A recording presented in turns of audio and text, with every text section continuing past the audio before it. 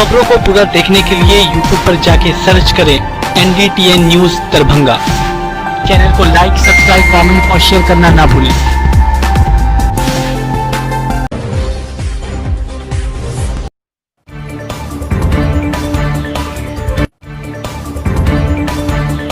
Police विभाग की उच्च स्तरीय बैठक का हुआ आयोजन।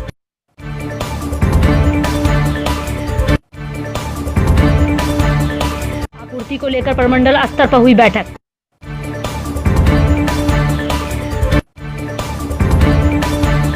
कुरान खानी, कुल शरीफ और चादर पोशी की रस्म के साथ ही उरूस पाक का हुआ आगाज।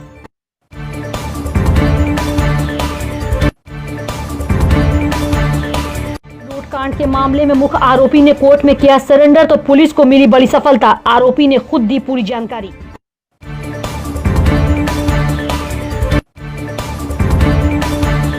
आरटीए में रोड परमिट के आवेदन पर की गई सुनवाई।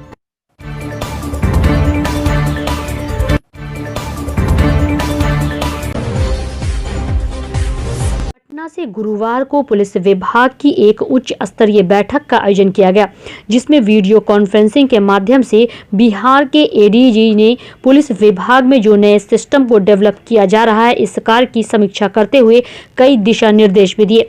इस वीडियो कॉन्फ्रेंसिंग में समाहरणालय दरभंगा अवस्थित वीडियो कॉन्फ्रेंसिंग रूम से पुलिस महानिरीक्षक मिथिला क्षेत्र दरभंगा अजिताव कुमार ने एडीजी से बात किया तथा यहाँ की तमाम स्थिति से उन्हें अवगत कराया। वहीं इस वीडियो कॉन्फ्रेंसिंग के अवसर पर वरीय पुलिस अधीक्षक बाबू राम भी मौजूद थे। मैटर को पुलिस हेडक्वार्टर द्वारा जो की जाती है VCV है, कुछ रिपोर्ट्स हमें भेजने थे, उसके स्टेटस ली गई है। कुछ और जो नए सिस्टम्स डेवलप किए जा रहे हैं उनके स्टेटस ली गई। बस क्या दिशा निर्देश दिया गया?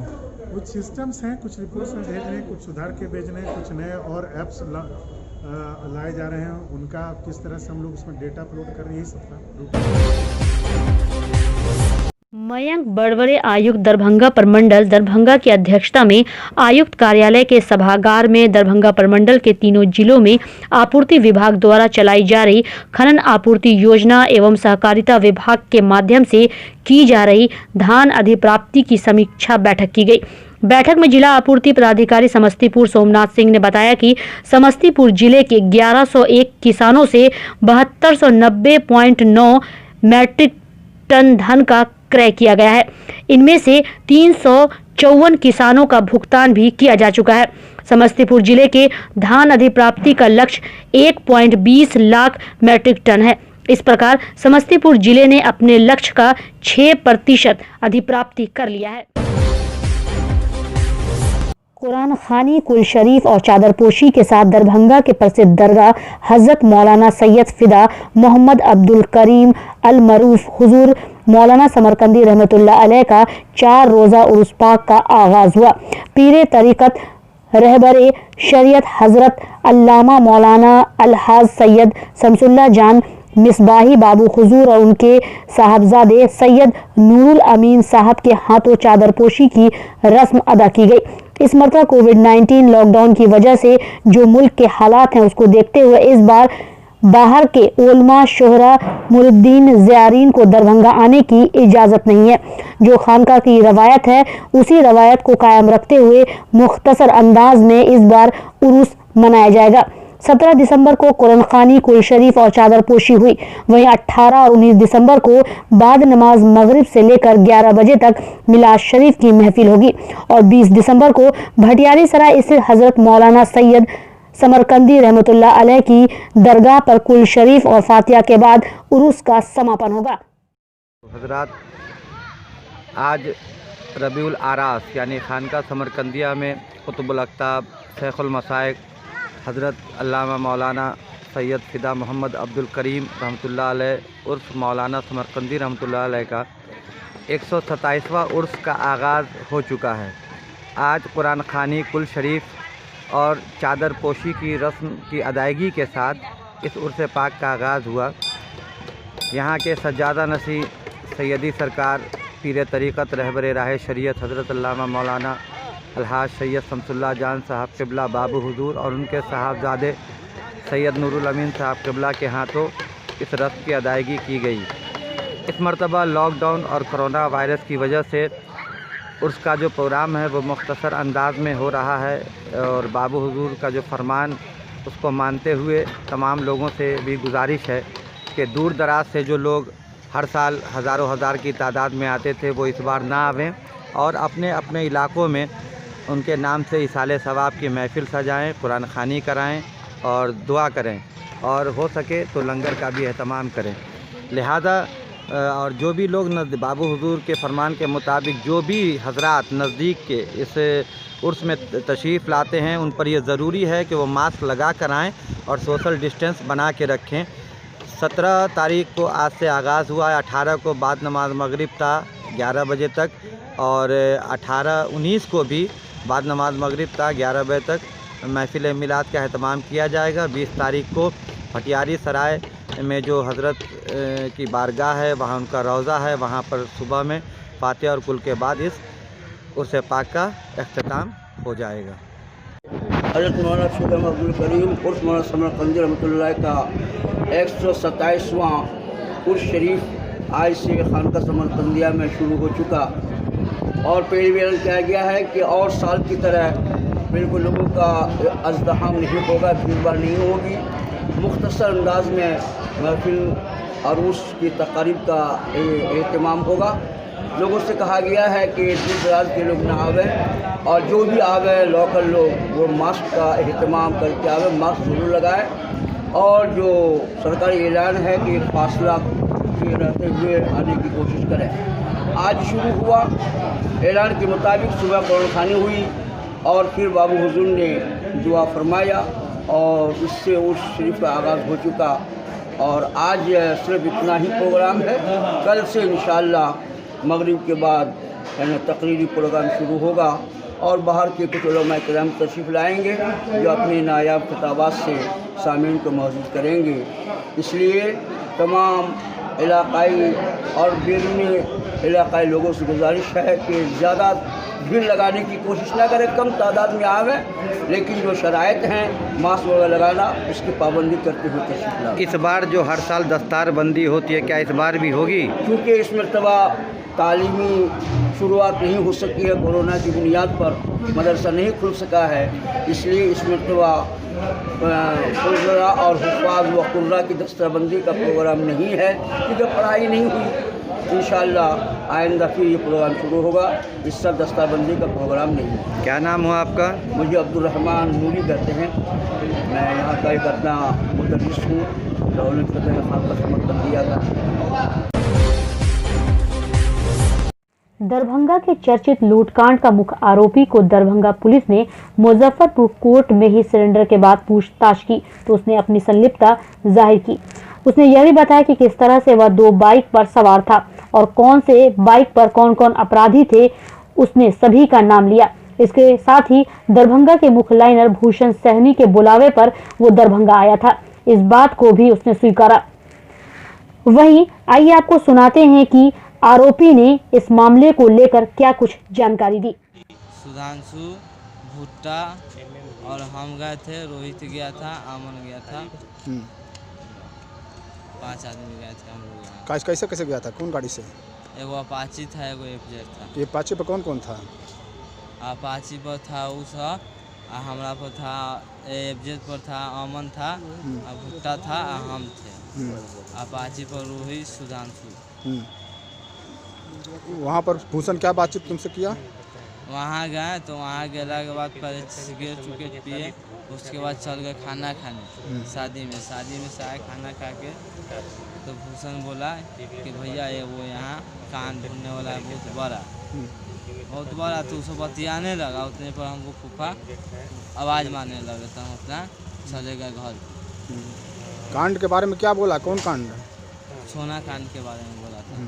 तो तुम क्या बोला? तो हम बोले कि बच्चा सब काम नहीं है, तुम लोग नहीं चलेगा। तो अब उसमें किसको लगाया जाएगा? उसके बाद कोई बात नहीं हुआ। बच्चा सबका काम नहीं है तो कौन किसको लगाया जाएगा? किसका काम है? उसके बाद सर कोई बात नहीं। तुम्हारा आदमी दिया था अखबार में था तुम्हारे साथ है, किससे करवाना चाह रहे थे? हाँ मतलब ज़्यादा लिखा था वही दिखाना चाह रहा था कि देखो इतना करोड़ कभी तो कम नहीं हम यूँ काट के आप भेज दिए थे, फॉरवर्ड कर दिए थे व्हाट्सएप पर कि देखो इतना एक कांड हुआ है दरभंगा में। उसके बाद हम लगले भूषण को कॉल लगाए तो उसका नंबर बंद। तो तुमको कितना उसमें मिलना था?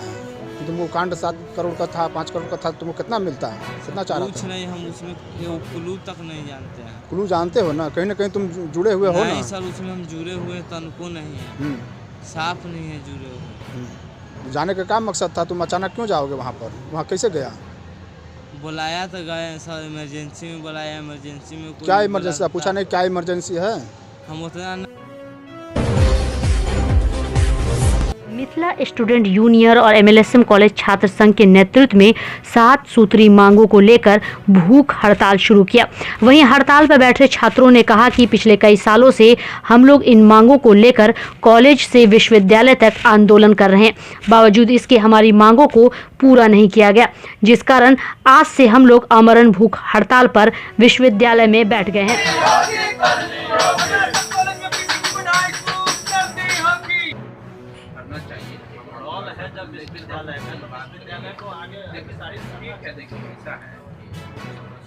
भूख हड़ताल पर बैठे हुए हैं। हम लोगों की कुछ प्रमुख मांग है जिसके लिए हम लोग लगातार कॉलेज से लेकर विश्वविद्यालय तक आंदोलन करते आए हैं। हमारी मांग थी कि एमएलएसएम कॉलेज में पीजी की पढ़ाई इसी सत्र से शुरू हो, लेकिन आप देखिए कि अप्लाई का डेट खत्म हो चुका है, एडमिशन प्रोसेस चल रहा है, लेकिन अभी तक कॉलेज में पीजी की पढ़ाई शुरू नहीं हुई। अभी Mushtaq Ahmed sir, doctor Mushtaq Ahmed sir जो यहाँ के कुल सचिव है, वार्ता के लिए आए थे, तो वो बोल रहे हैं कि पीजी की पढ़ाई के लिए हमारी तरफ से कोई भी कोई कसर नहीं छोड़ा गया है, जबकि ये ड्यूटी कॉलेज की है। जब हम कॉलेज जाते हैं तो कॉलेज में बोला जाता है कि यह कार्य विश्वविद्यालय से फंसा हुआ है।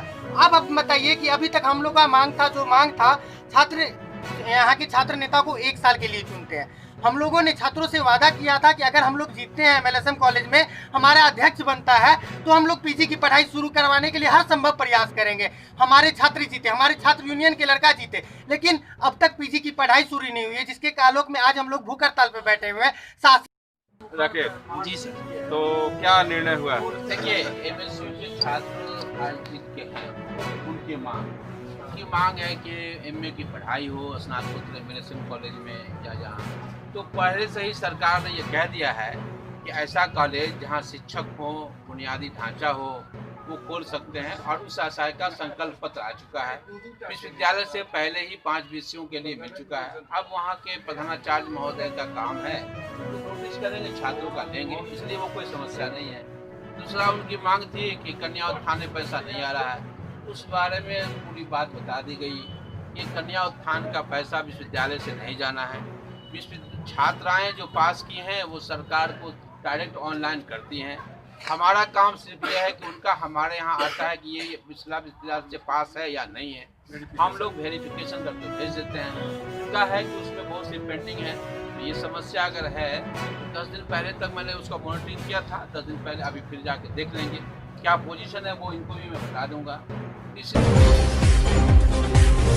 बिहार राज्य अराजपत्रित कर्मचारी महासंघ दरभंगा जिला इकाई की ओर से पेंशनर दिवस के 100वें वर्षगांठ के अवसर पर 80 वर्ष से ऊपर के बिहार सरकार के विभिन्न विभागों से सेवानिवृत्त वरिष्ठ पेंशन धारकों का सम्मान समारोह आयोजित किया गया। इस अवसर पर वरिष्ठ पेंशन धारकों की सुरक्षा का समुचित ख्याल रखते हुए एवं सरकार के दिशा निर्देशों का पालन करते हुए सम्मान समारोह की अध्यक्षता मंडल मिश्र ने किया। उन्होंने कहा कि जिनका सम्मान समारोह शासन प्रशासन को करना चाहिए, उन्हें सरकारी सेवानिवृत्त होने के बाद सुधि लेने भी उचित नहीं समझा गया। ऐसे अवसर पर बिहार राज्य सरकारी कर्मचारियों का संगठन बिहार राज्य अराजपत्रित कर्मचारी महासंघ ने सम्मान समारोह आयोजित कर गौरवान्वित होने का अवसर प्रदान किया। इस अवसर पर 2 दर्जन से भी ज्यादा वरिष्ठ पेंशन धारकों को चादर एवं फूल माला से सम्मानित किया गया। बोलिए। पेंशनर दिवस के अवसर पर दरभंगा जिला में जो 80 वर्ष से ऊपर उम्र के हो गए हैं, ऐसे पेंशन धारकों को बिहार राज्य अराजपत्रित कर्मचारी महासंघ की ओर से आमंत्रित कर यहाँ सम्मान समारोह आयोजित किया गया। इस अवसर पर करीब 2 दर्जन पेंशन जो वरिष्ठ पेंशन भोगी हैं, इनकी उम्र 80 वर्ष से 91, 92, 95 वर्ष तक के बूढ़े भी जो बुजुर्ग हैं वो आए हैं, उन लोगों को सम्मानित किया गया। और सम्मान क्योंकि आज पेंशनर दिवस का 100वीं वर्षगांठ है, इसलिए यह कार्यक्रम किया गया है। बताइए, नहीं समझा के लिए यह सम्मान दिया गया है। किस जगह पर किनके द्वारा किया गया? ये संघ के संघ का क्या नाम था? सेक्रेटरी जो है कर्मचारी महासंघ, नेशनल कर्मचारी महासंघ। अच्छा, और जिसके असल सेक्रेटरी हैं। कितने आदमी इसमें थे, मतलब कितना को सम्मान किया गया? इसमें कितना आदमी थे? हाँ जी। अच्छा ठीक है, क्या नाम हुआ आपका? मेरा नाम आयुक्त मयंक बरवड़े द्वारा आयुक्त कार्यालय दरभंगा के सभागार में रोड परमिट के लिए वाहन मालिकों द्वारा दिए गए आवेदनों पर आरटीए क्षेत्रीय परिवहन प्राधिकार के अंतर्गत सुनवाई की गई।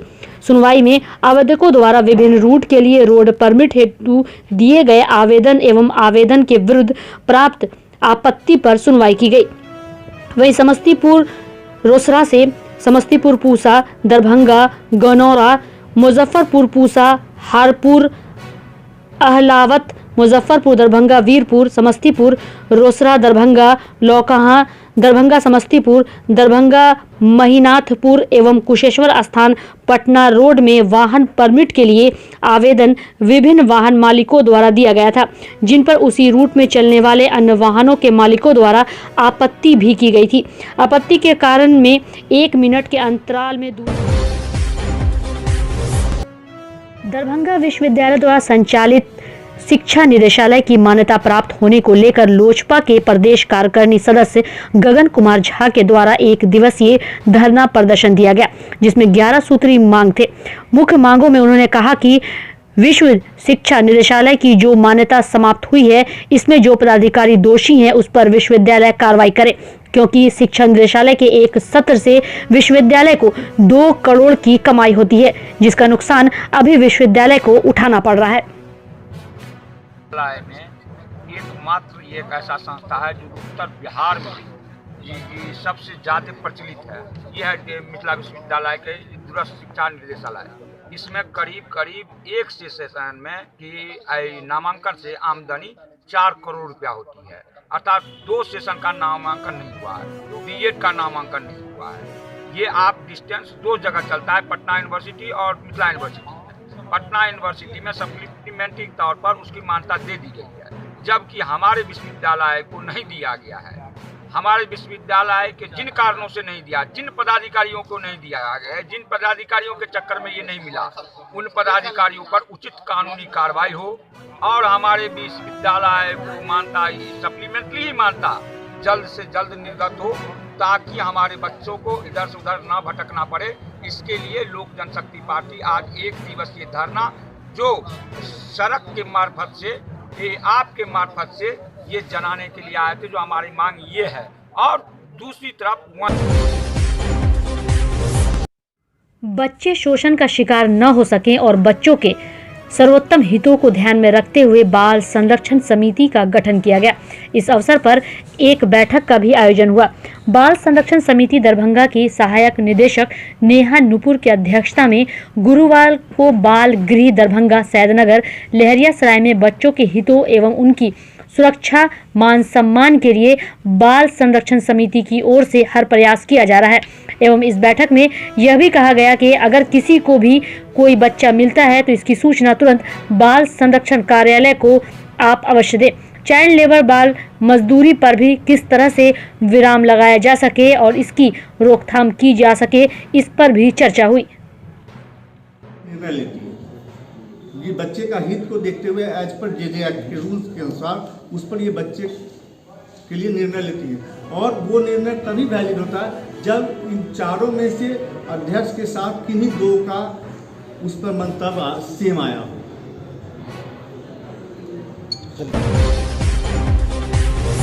दरभंगा लूटकांड के मुख्य आरोपी को पुलिस ने सीसीटीवी के माध्यम से शिनाख्त किया था। उसी सीसीटीवी के माध्यम से दरभंगा के 7 लाइनर गिरफ्तार हुए थे, जिनमें से लाइनअप भूषण सहनी ने इस लूटकांड के मुख्य आरोपी हाजीपुर निवासी मनीष सहनी का नाम लिया था।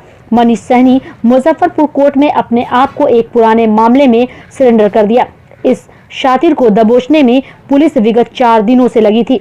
अंत में दरभंगा पुलिस ने हाजीपुर जेल से उसे रिमांड पर लेने का फैसला किया। दरभंगा एसएसपी ने इसकी पूरी जानकारी देते हुए क्या कुछ कहा, आइए आपको सुनाते हैं।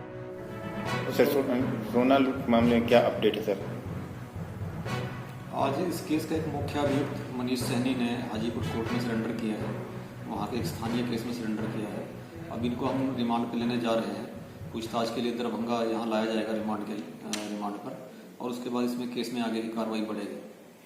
उसने क्या बताया है सर इस केस को लेकर? अभी तो पूछताछ नहीं हो पाई है। वो रिमांड पे यहाँ आएंगे तभी उनसे पूछताछ हो पाएगी। उनका रोल क्या था इसमें? यहाँ पे जो 7 अभियुक्त हम लोगों ने जेल भेजे हैं इस केस में, उसमें से एक मुख्य अभियुक्त यहाँ के थे भूषण सहनी, जो उनके रिश्तेदार हैं। 4 तारीख को भूषण सहनी के पास में ही ये लोग आए थे। वहाँ से 6 से 8 लोग बताया जा रहा है। तो उसमें इन लोगों ने यहाँ 4 तारीख को इस प्लानिंग को अंतिम रूप दिया था। इस बात को भूषण सहनी ने बहुत विस्तार से बताया है। अन्य अभियुक्तों ने भी स्वीकार किया है, और इसके अलावा दूसरे भी साक्ष्य मिले हैं, जिससे बात स्पष्ट होती है कि मनीष सहनी यहाँ पर 4 तारीख को भी आया था और 8 को और 9 को भी यहाँ मौजूद था। सर, पुलिस को पहले क्लू कहाँ से मिली, कैसे मिली? अनुसंधान में, क्योंकि अभी बहुत सारा काम इसमें पेंडिंग है, कई महत्वपूर्ण अभियुक्तों की गिरफ्तारी और लूटे गए माल की बरामदगी होनी है, तो इसलिए हम लोग बहुत विस्तार से अभी इस पर चर्चा करना ठीक नहीं है। लेकिन ये है कि अभी तक जो 7 लोग इसमें जेल गए हैं, उन लोगों ने बहुत ही महत्वपूर्ण जानकारियाँ दी हैं। इसके अलावा कुछ और लोगों से भी पूछताछ हुई है। मनीष की अभी जो मनीष सहनी सरेंडर किया है, इनकी पत्नी ने भी ये बात बताई है कि 8 तारीख को मनीष सहनी घर में ये बोल के गए थे कि दरभंगा जा रहे हैं, और 9 तारीख को रात में 10 बजे लौटे थे।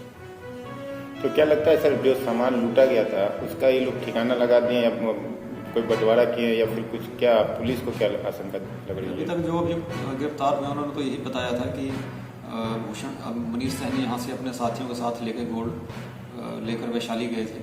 लेकिन अब वहाँ से जो मनीष सहनी को हम रिमांड पर लाएंगे, उसके बाद में इसमें आगे की जानकारी और हो पाएगी। ठीक, थैंक यू।